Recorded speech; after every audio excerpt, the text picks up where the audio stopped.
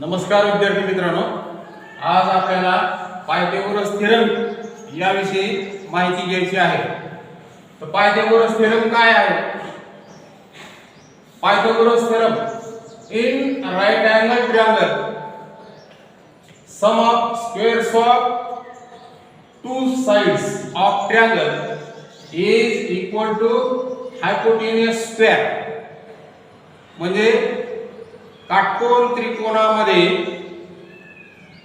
दोन बाजूंच्या वर्गांची बेरीज ही कर्णाच्या वर्गा एवढी असते. हा पायथागोरसचा सिद्धांत आहे, त्याला आपण थेरम असं म्हणतो. In right angle triangle sum of squares of two sides of triangle is equal to hypotenuse square. काटकोन त्रिकोणामध्ये कर्णाचा वर्ग हा उरलेल्या दोन बाजूंच्या वर्गांच्या बेरीज एवढा असतो. आता इथं पहा, ABC हा काटकोन त्रिकोण आहे.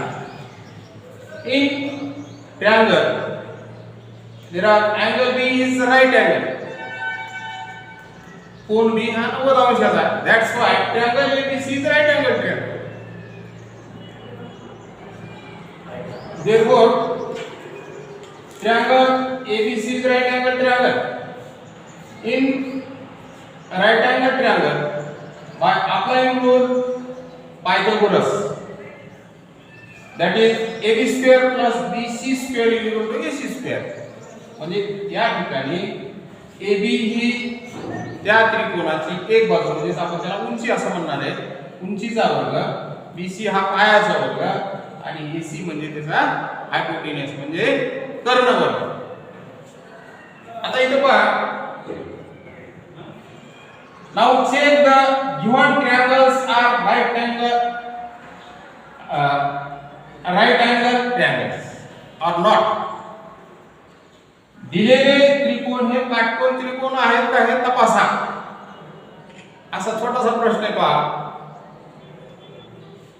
First 3, 4, 5 in triangle.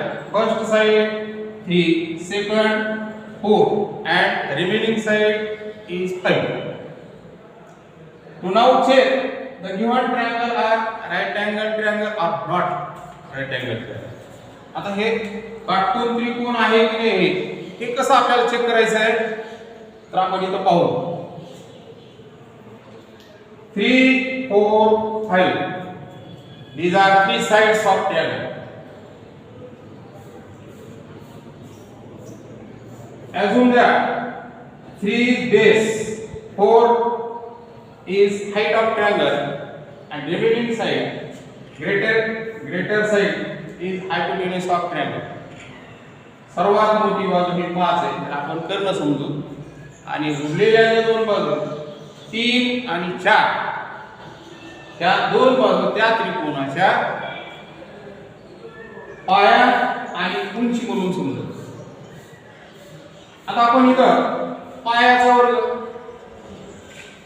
Suppose ABC is right angle triangle, BC पाया त्याचा वर्ग घेऊ, AC BC पाया, AB उंची, AB चा वर्ग घेऊ, आणि AC हा त्या त्रिकोणामध्ये कर्ण आहे, कर्णाचा वर्ग म्हणजे AC चा वर्ग.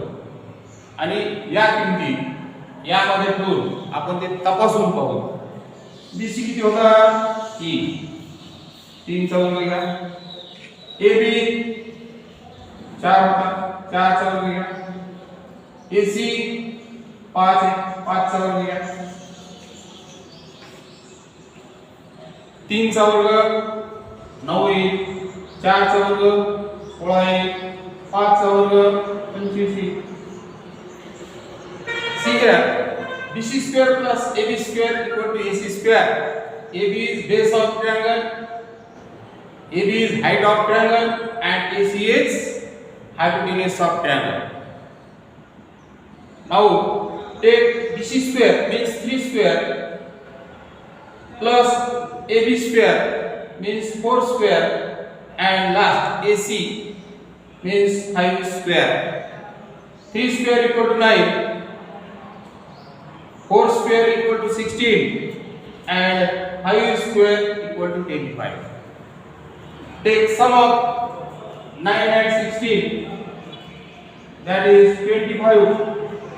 25 equal to 25. Therefore, satisfy this rule. Sum of two sides of square of two sides of triangle equal to hypotenuse of square. तर हा जो गुणधर्म आहे तो या ठिकाणी सिद्ध झालेला आहे की त्रिकोणामध्ये पायाचा वर्ग आणि उंचीचा वर्ग हा कर्णाच्या वर्गाबरोबर आहे. आता हे दुसरं उदाहरण परत एक वेळेला आपण चेक करू. दुसरा उदाहरण, now check second example. In this example 6, 8 and 3, these are three sides of triangle. We have to check the given triangle are right angle triangle or not right angle triangle. तर त्या त्रिकोणाच्या बाजू 6, 8 आणि 10 अशा दिलेल्या आहेत. तर आपण हा त्रिकोण काटकोन त्रिकोण आहे का, काटकोन त्रिकोणाचे गुणधर्म त्यामध्ये आढळतात का हे तपासून पाहू. समजा 6 ही त्रिकोणाची एक बाजू म्हणजे पायाकडची बाजू गृहीत धरू.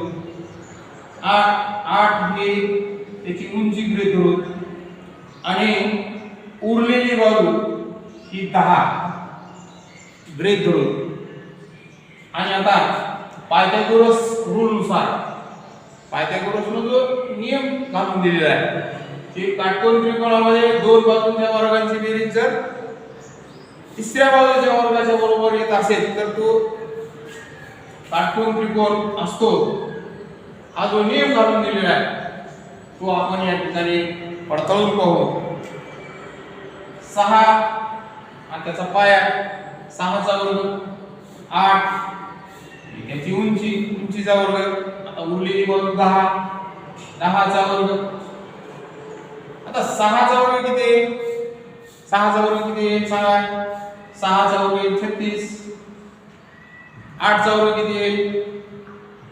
8 into 8, 8चा वर्ग आहे 64 equal to 10 square equal to 100. 36 plus 64 we get 100. 100 equal to 100. Therefore, the given triangle is right angle triangle. Given sides are sides of right angle triangle. तर अशा पद्धतीनं तुम्हाला दुसरे एक उदाहरण मी देईल आणि तुम्ही त्या उदाहरणावरून दिलेला त्रिकोण हा काटकोन त्रिकोण आहे का याचा पडताळा घ्या. 5, 7, 11. 5, 7, 11. त्या त्रिकोणाची एक बाजू 5 आहे, दुसरी 7 आहे आणि तिसरी बाजू 11 आहे. तर मग हा त्रिकोण काटकोन त्रिकोण आहे का? Now we have to check the given triangle are right angle triangle or not a right angle triangle. तर ह्याला पडताळा कसा घेणार? परत याच्यासारखाच पडताळा घ्यायचा आहे. त्याची एक बाजू त्या त्रिकोणाची आपण अशी गृहीत धरू की त्या त्रिकोणाची एक बाजू ही 5 आहे, दुसरी 7 आहे आणि उरलेली बाजू ही 11 आहे. आता आपण त्याचा जो बेस आहे, पाया जो आहे, पायाचा वर्ग, उंचीचा वर्ग आणि उरलेली बाजू म्हणजे कर्णाचा वर्ग, या तीनही बाजूंचे वर्ग करून घेऊ. 5 चा वर्ग 25, 7 चा वर्ग 49 आणि स्क्वेअर ऑफ 11 इक्वल टू 121. 11 चा वर्ग 121. आता ह्या दोघांची बेरीज करा. एक सम of 25 plus 6 49. Then we get 4 9 plus 5 equal to 44. There's a carry 1. 5 plus 2 7 equal to 121. 74 equal to 121. It is wrong. Not equal to 121. Therefore, the given triangle are not a right angle triangle. Given triangle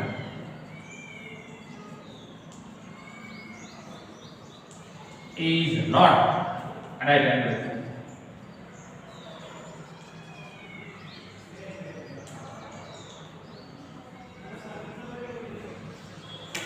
तर या पद्धतीनं आपण आज त्या आपल्या या तासिकेमध्ये पायथागोरसचा theorem, नियम of Pythagoras theorem म्हणजे या त्रिकोणाचा उद्देश काय, ती काटकोन त्रिकोणामध्ये त्रिकोणाच्या दोन बाजूंच्या वर्गांची बेरीज ही कर्णाच्या वर्गा एवढी असते.